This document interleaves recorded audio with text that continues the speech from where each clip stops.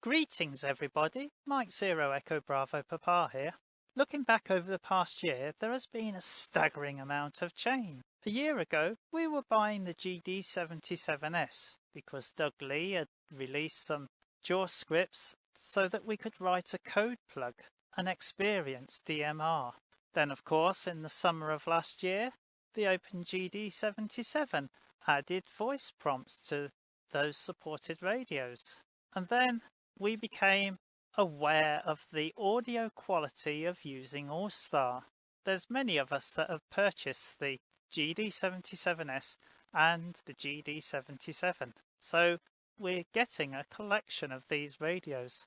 And an amateur that I know had a dream of how to use the simple interface of the GD77S to control his All-Star node. Let me see if I can tune into his dream on this radio.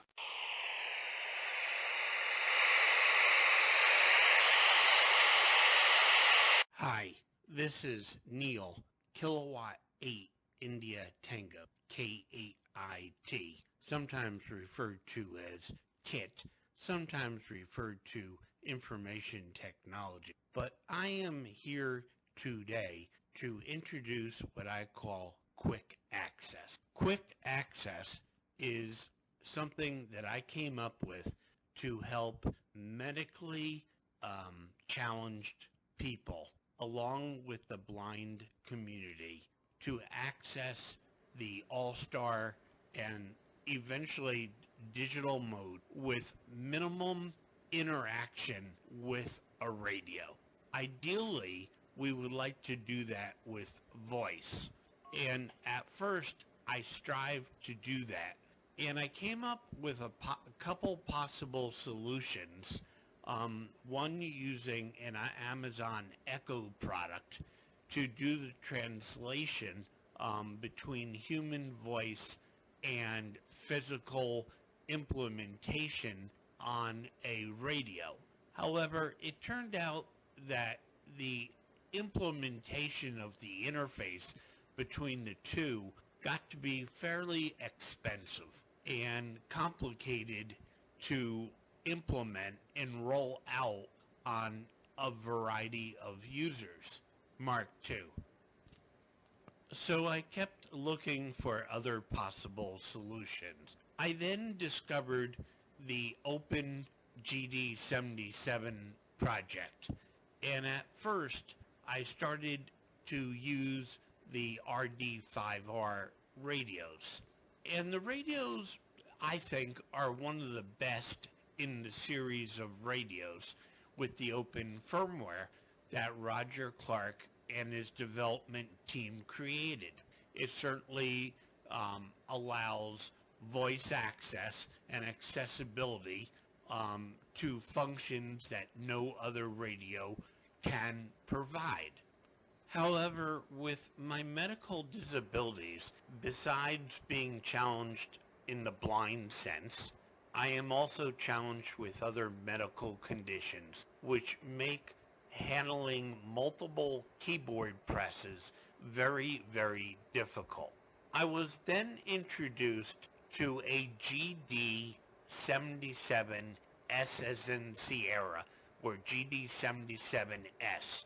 This radio on the left side has a push-to-talk button. Below that, there are two buttons. The buttons are much bigger than the radios on the other radios in the GD77 version.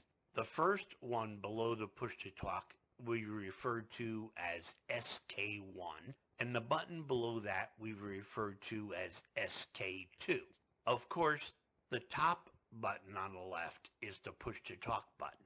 On the top of the radio, from left to right, there is the volume button, which is also the on-off button. And then moving to the right, there's the channel knob, which only goes 16 positions. You could turn it either way, but it stops at the end of 16 positions. So it's easy to say, if you don't know where you are, to turn that knob, say, fully clockwise or counterclockwise and count the number of buttons. However, the voice access will also tell you where you are.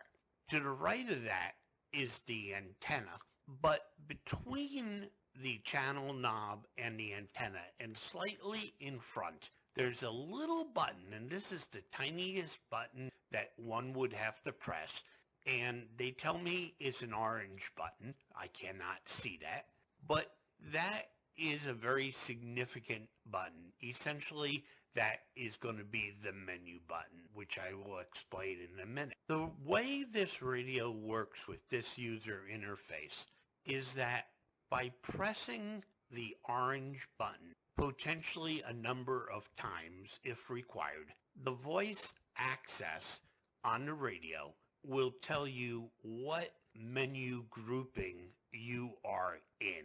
Then using SK1 and SK2, you can go up or down to select the option desired.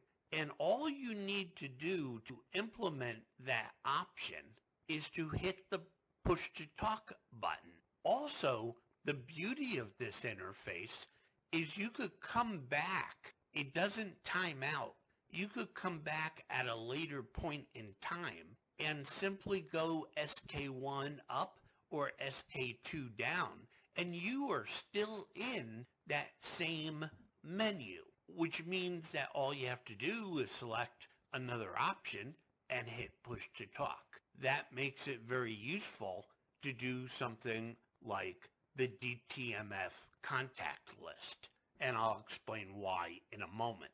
Now, there's two little hints that one should know about staying in a selected menu on a GD77S. For instance, if you select the DTMF contact list, and if you leave it in that mode, the last item selected by SK1 and SK2 will be implemented every time you hit the push to talk button, which means that if you are talking, every time you key up, you'll be sending a touch tone link again. So one needs to realize that if we do not want to send any more DTMF sequences, we need to hit the orange button with a little button up on top between the channel and the antenna and put it into something like the power or one of the other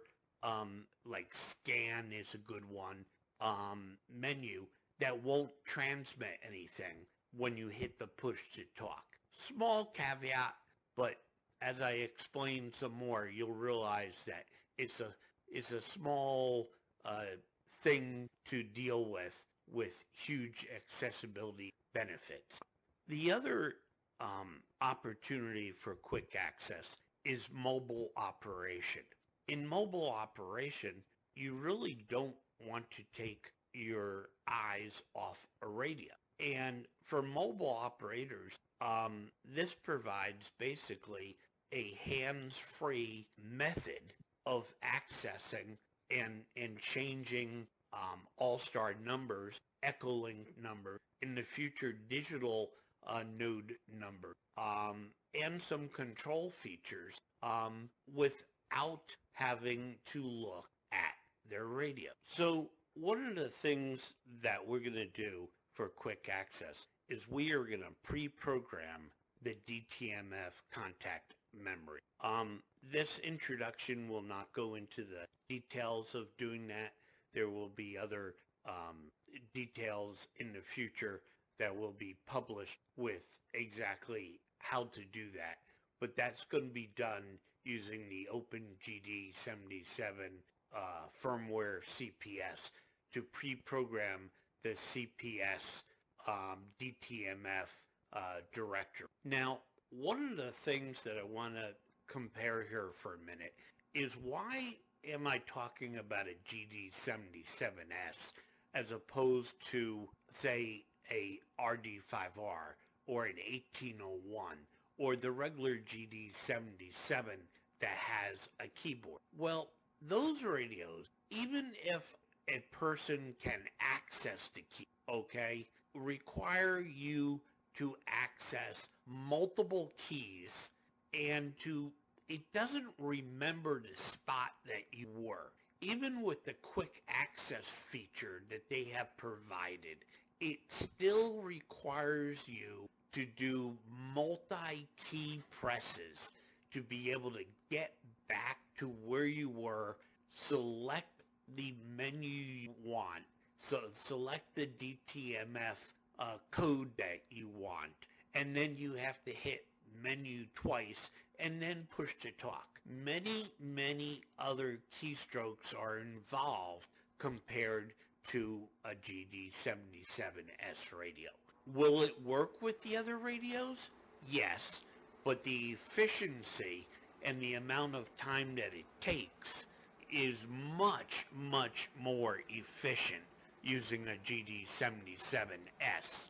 And certainly the only radio that is possible to do totally minimal access, especially while driving, which I do not recommend at all. Okay, I recommend if you are driving, you pull over and you do this even with a GD77S, because certainly the main thing when you're driving, you should be focused on the road and not on a radio. However, the amount of sequences that you can do with a GD77S, hands-free essentially, just with one hand reaching down on the radio. You don't need multiple fingers, anything like that. Certainly allows many possibilities.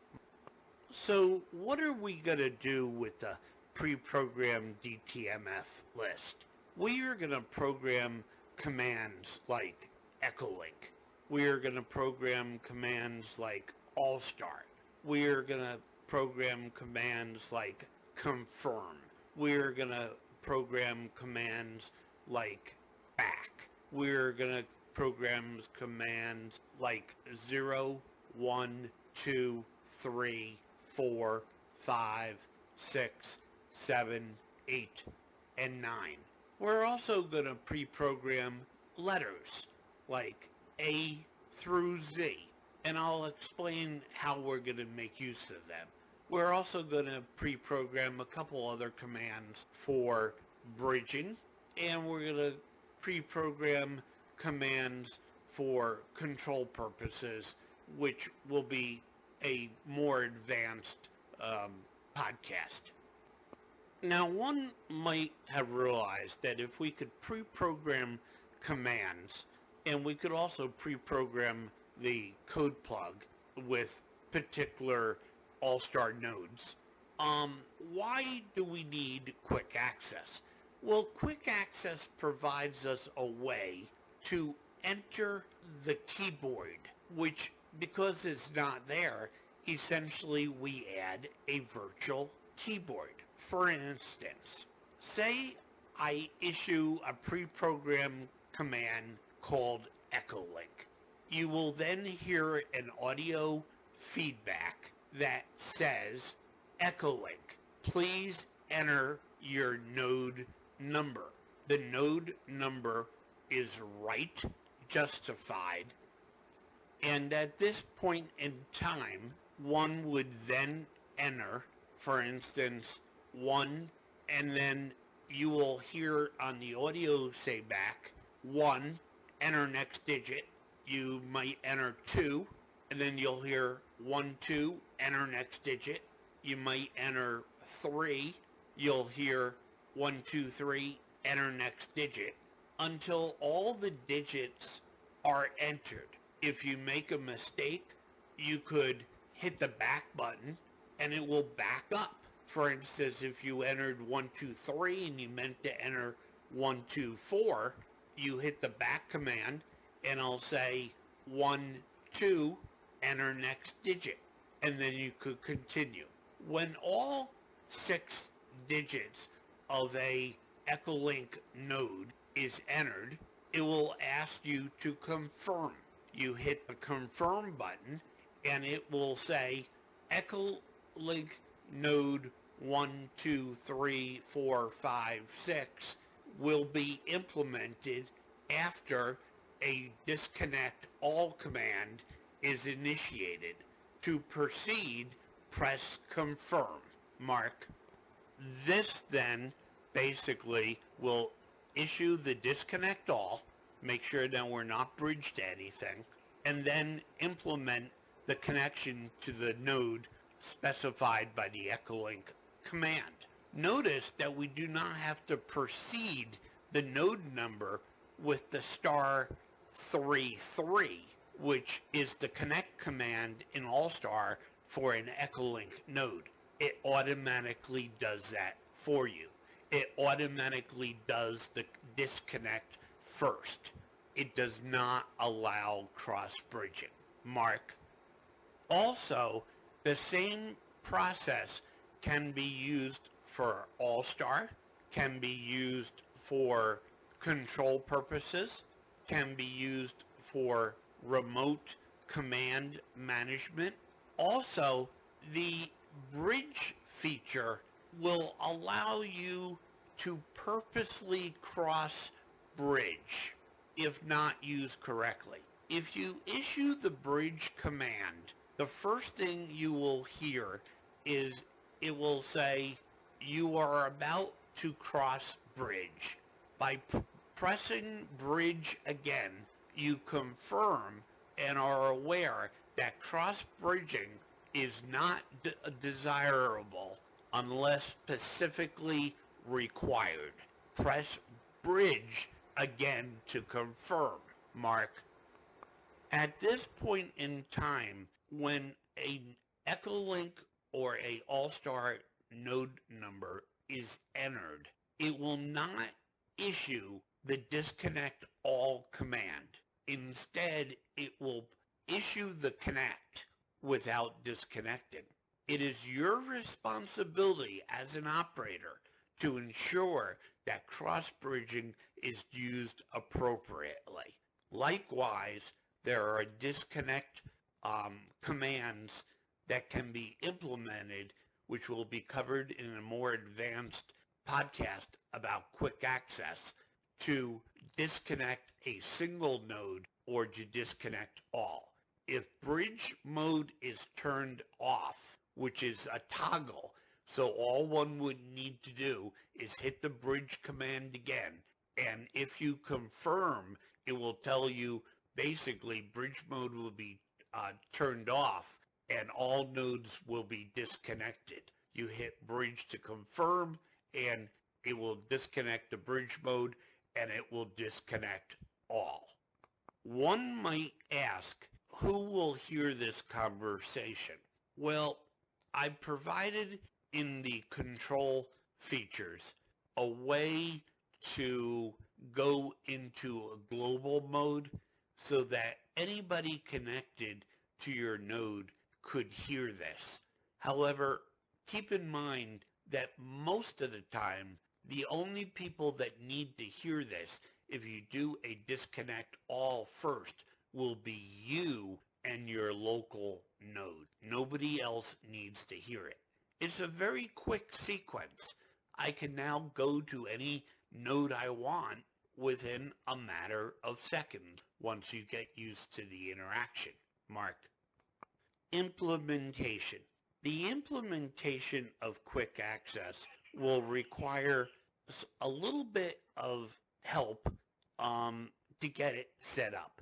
It will work on a traditional all-star system. It will work on a system running ham VoIP firmware. It will work on a system running the original all-star software. It will work on a clear node, and I'll explain that a little bit in a minute.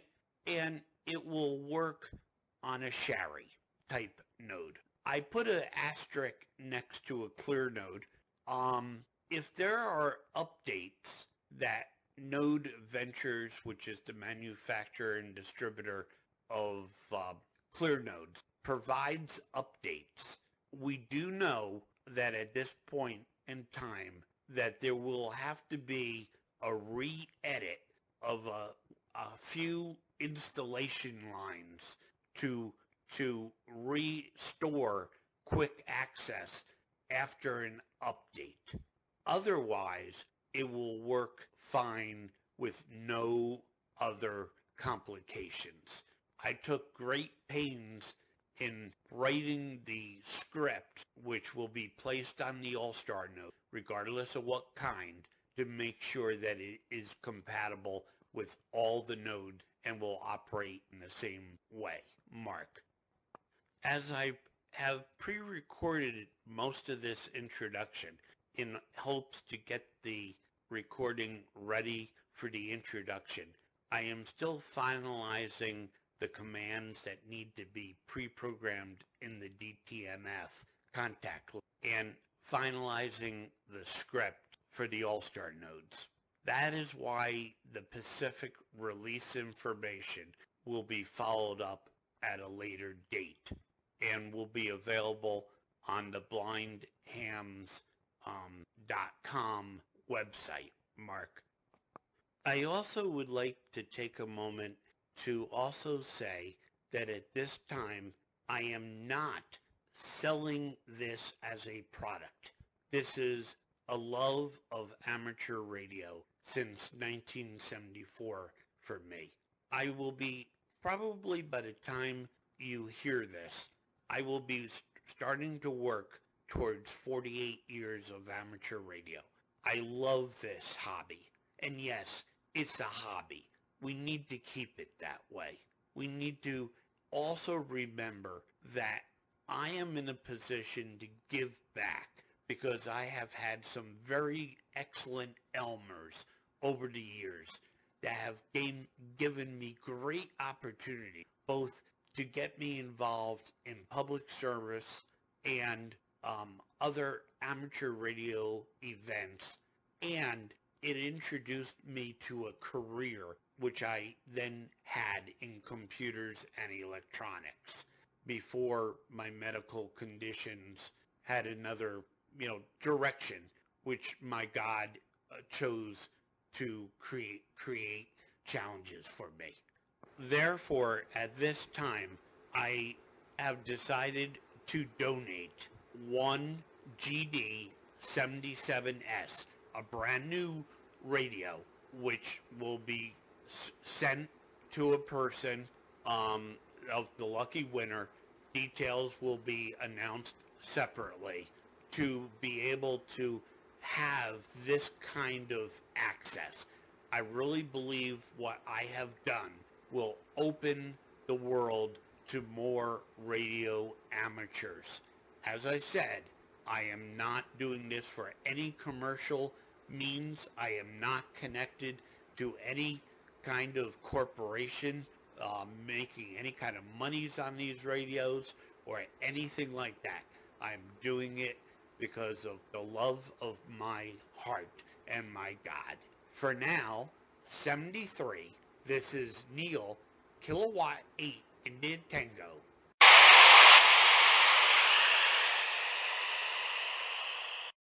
Neal is hoping to be close to a release around the 20th of March this year. If you want to get involved with this project and help Neal reach his dream, then email him at K8IT@ARRL.net. That's Kilo 8 India Tango at Alpha Romeo Romeo Lima at November Echo Tango. That's all from me, M0EBP 73.